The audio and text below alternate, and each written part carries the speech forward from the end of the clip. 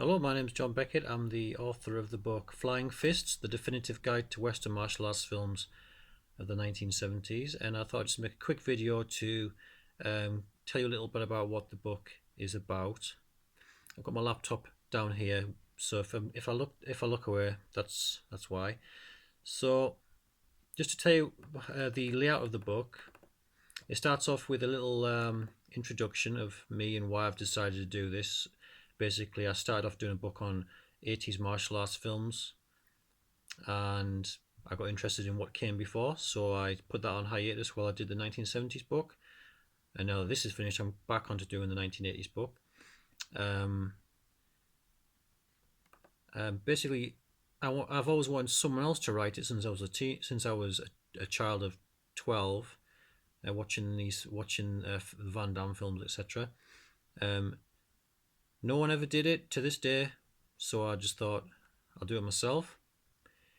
So the layout of the book, it starts off with an introduction. Martial art in American cinema prior to 1973, which covers films such as 1961's Karate: The Hand of Death, 1945's Blood on the Sun, James Bond, Green Hornet, everything that came before 1973. The reason I started 1973 was because that was the year that Enter the Dragon came out, as well as the year that Kung Fu, the TV series, came on television. So that was basically the year that the mainstream popularity of martial arts films began.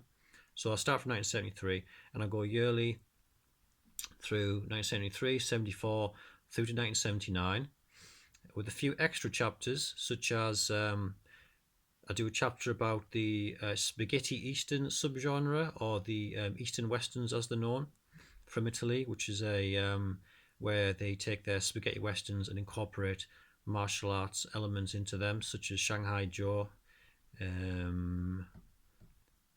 There's dozens. Take a Hard Ride.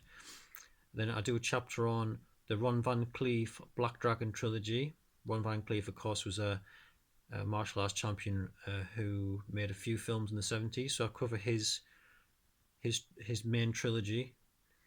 And even though they were Hong Kong films, he was an American guy, so I've included that.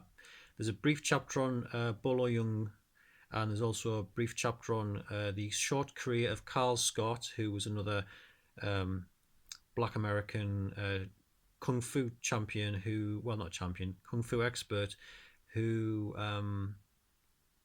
made a few films in Hong Kong, 3 or 4, and I've just written a small chapter on that. So just to give you a very quick idea of the some of the films that we mention in the book, we have 1973 Kung Fu Brothers in the Wild West, an Italian Kung Fu Western, Bamboo Gods and Iron Men, a 1974 American-Filipino co-production. We have Force 4, an American film from 1975, aka Black Force, blaxploitation martial arts film. We have Doc Savage, The Man of Bronze from 1975. That gets a quick mention because it is not a martial arts film, but it contains martial arts elements. And Kill or Be Killed, a South African film from 1976. And there's I mentioned in total about 155 films. I'm sure many you've never heard of, from countries like Turkey or Mexico. One last one, of course, we mentioned good old Chuck Norris films like Good Guys Wear Black and A Force of One from 1979. So we cover every film of every 1970s film of Jim Kelly.